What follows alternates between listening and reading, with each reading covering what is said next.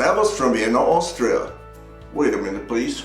I have to take this call. It's the agent who's arranging the yacht for me.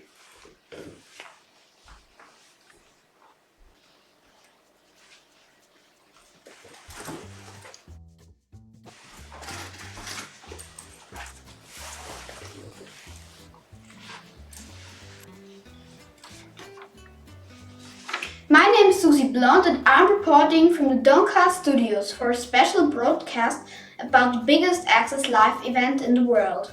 The German Access Developers Conference AK took place in mid-October in Nuremberg, Germany. 110 European Access developers participated.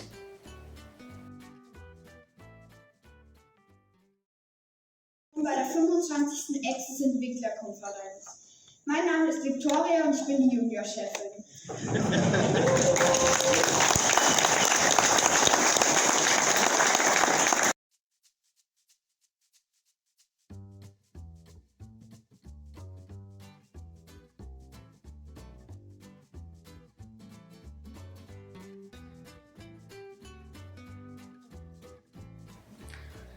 Look at all those crowds eating sauerkraut. And sausages and all that beer. It was the AK-25. Therefore, the organizers had ordered a large rectangular chocolate cake. Then, on the morning of the event, that was delivered. The pastry chef had forgotten about the order. As an emergency solution, he then delivered these. Fat Black Forest cakes. People found them delicious and they served the purpose. This is exactly how all my Access projects go. What are you two doing here? Shoo, away with you. This is a serious show.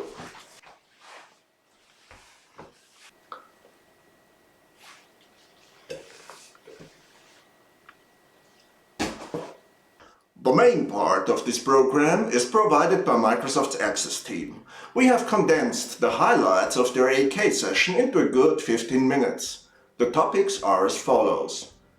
What improvements and new features are planned for the next 6 months?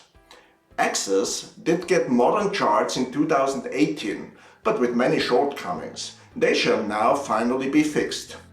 We have also been waiting for several years for virtual memory to be extended for 32-bit access. This will happen soon. The Access developers at this AK stated that the share of 32-bit in their current project is 71%. Only 29% are on 64-bit. So LAA is still a very hot topic.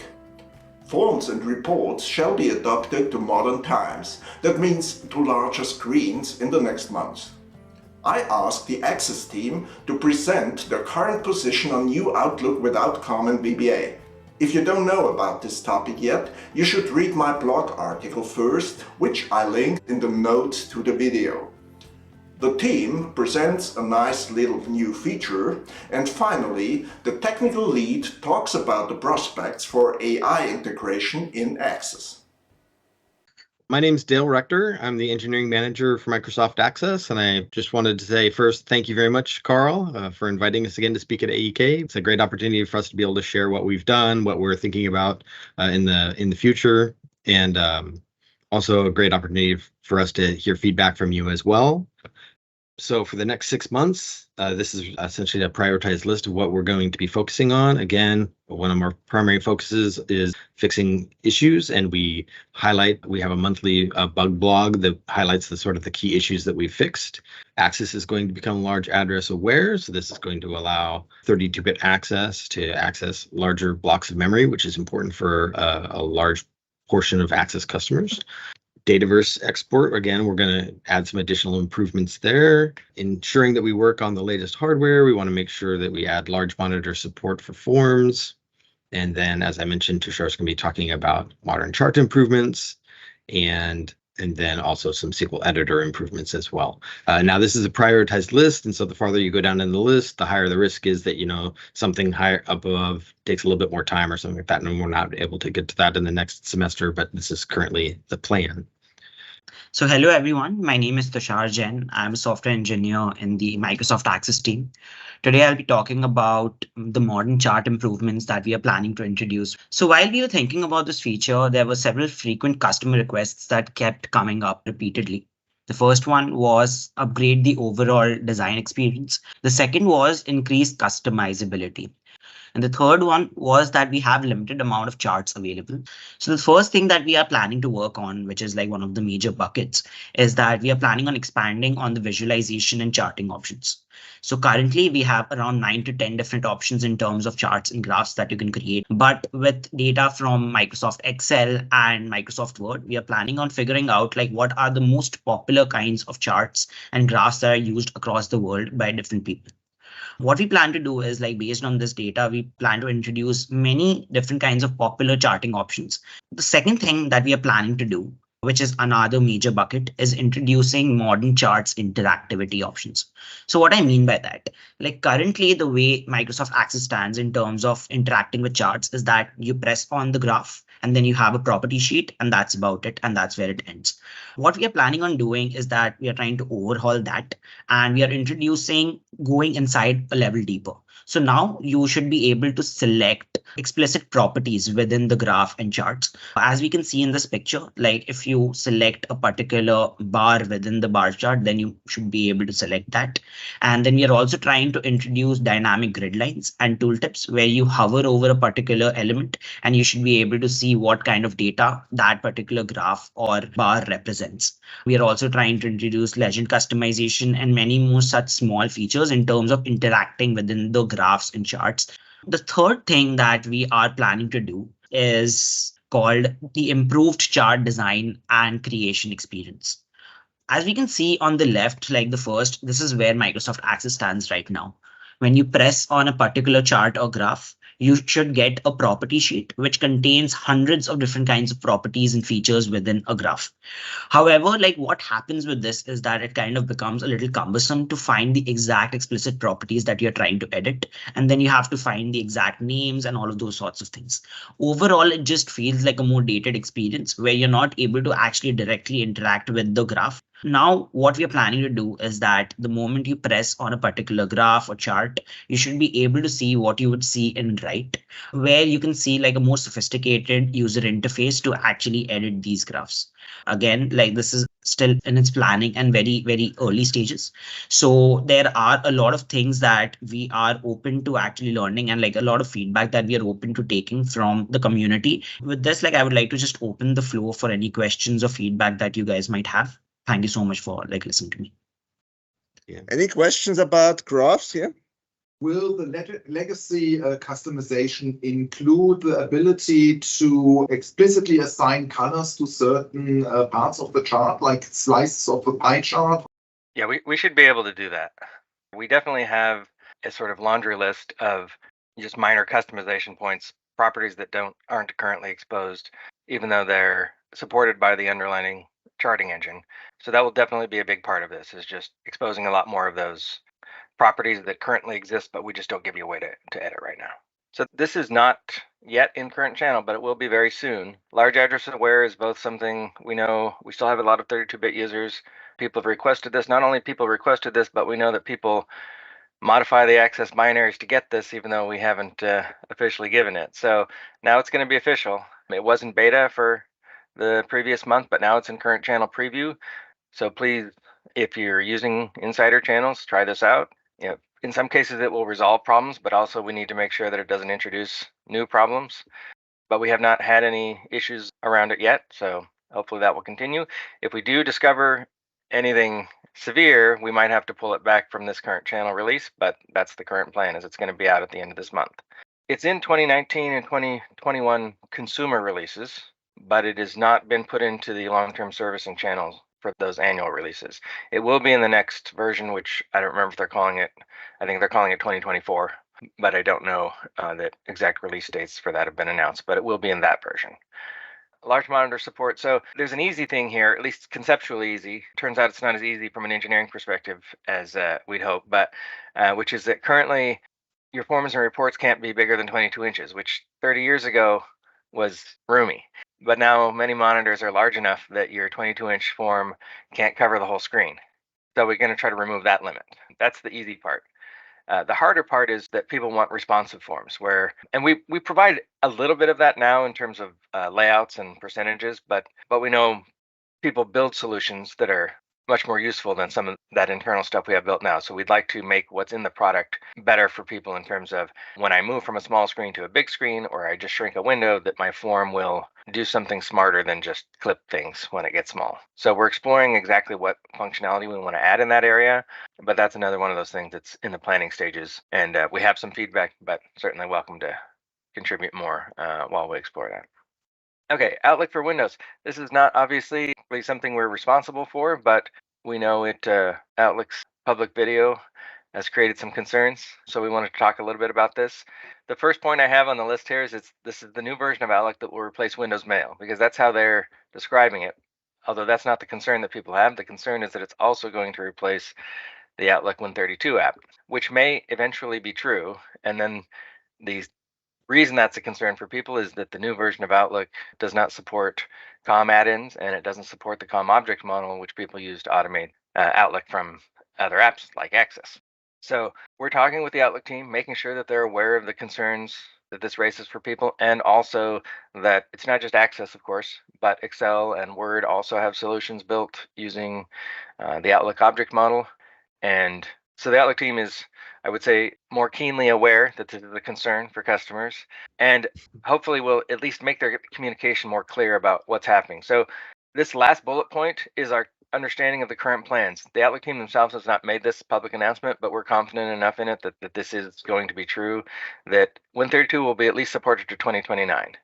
Partly, I think that will be driven by the fact that it's going to be in the next LTSC version, and then that'll have a 5-year lifetime, so it will be there and supported for that time. Eventually, it is possible that they will replace the Outlook Win32 app, although there should be plenty of time in the meantime for them to explore what the right way for people to move forward is. It is also possible that for Access customers, we may provide support within Access to help people make a transition if a transition is necessary at some point. But the basic message here is that we're not planning to just drop things on the floor and break people's solutions, at the very least without giving more than a year of warning, but hopefully without that much pain in the transition. So again, this isn't our area of responsibility, so we can't entirely control what goes on here, but I want to sort of say don't panic, that that it's not going to cause chaos anytime soon. You know, All right. there's a big panic out there because of this. I don't know how to completely alleviate the concern in the same way that I don't know how to tell people that, other than pointing to what public statements we do have, that, VBA is not going away, Access is not going away, but those things are still concerns for people. But at least for some number of years, Outlook desktop is not going away either. And we are going to have to leave it to the Outlook team to sort of make public exactly what their plans for transitioning are. But we also will, as I say, if necessary, we will take steps to make the transition easier for Access customers. If worst case scenario, Outlook just decides that they don't want to do work to make it less painful. Thanks, Okay. Shane. You're addressing a big concern with this, because this morning we had a discussion about this matter, of course, in the plenum here, and I had 3 plans for them. Plan A, they will not replace the Windows Outlook, best version for us. Plan B, you provide a workaround, a solution for us. And plan C is we have to do something, workaround. So that would be the worst thing for us to do, of course, because there are millions of solutions out there automating Outlook with VBA, not only Access, of course. Yes. Yeah, and I think it's unlikely that the Access team is going to solve the problem for Excel if Outlook introduces a problem for them. So, and hopefully that will motivate the Outlook team to, if not do the first plan, at least to make it so that just the third plan where they don't do anything to help is what happens. But definitely Access will, I would say, we will do some version of number 2 if number 1 isn't what happens. Thanks.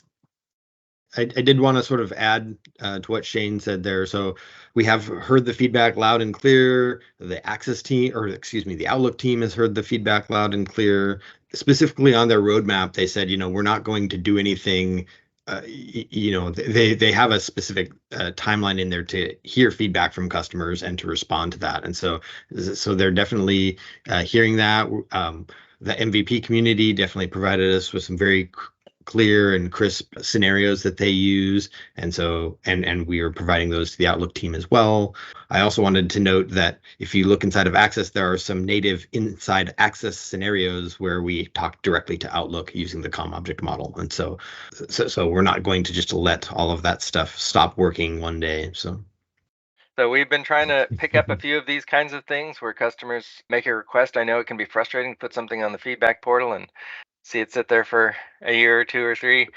So we've been trying to, where something comes up that's relatively easy for us to add, to just grab that and get it done. So this is one. We've never had a way to just let people say, I want to open this query in SQL View. And there are reasons why you might want to do that. So we've added that. This is should be out at the end of December, I think. It's in beta now. And I think that's what Courtney's got in his demo here. Okay, now for a demo of the new SQL View feature. As you can see, we have the contacts database here, created from the contacts template. And what we're going to do is go over and right-click on the contacts extended query. And you're going to see SQL View here. And that did not used to be there, but it is now. And if I click on that, it opens the query automatically in SQL View. So you don't have to go through Design View first to get to SQL View. The next thing I want to show you is the ability to open in SQL View in VBA. So we'll go into this function here, Open Query in SQL View, and you'll see that there's this new argument here, ActViewSQL, for the view type. And so if we execute this VBA and go back to Access, we'll see that the query opened in SQL View. Last thing I want to show you is the ability to open in SQL View through the Open Query macro. So if we go to Create, Macro, select Open Query, and then for the view type, you'll now have the option to select SQL View. If you select that, use the Contacts Extended Query, save this macro, close it out, and then we'll execute the macro, and we open in SQL View. So as you can see, there's 3 ways you can open in SQL View now. Thank you. Thank you. It only needed 30 years, didn't it? Question is, will the AI Copilot come to Access and when? I can take the part of that question. So the AI Copilot effort is, very large inside of Microsoft. And when you're moving fast, which Microsoft is doing on this, there are a lot of sort of competing ways to implement copilots, for example. And some of those will prove to be better and some will prove to be worse in the end. And there will be sort of a correlation with more shared code and things like that. Right now, there's not a large body of shared code that we could build upon. And so at this point, we are letting Excel, Word, the larger Office applications sort of be the pointy end of the spear, and they will move forward. They will do a bunch of learning. They will generate a bunch of shared libraries that we can then take advantage of and be able to leverage Copilot with a lot less engineering effort. And so there is a very strong chance that Copilot will be coming to Access, but we don't have any immediate plans for that, but stay tuned. Well, again, I just wanted to say thank you for having us at your conference again. We really appreciate that. Thank you very much, Access team. Thank you. Thank you, Carl. And I hope you could see the applause. If not, hear it. Thank you very much from Germany. Thanks. Thank you. Bye-bye.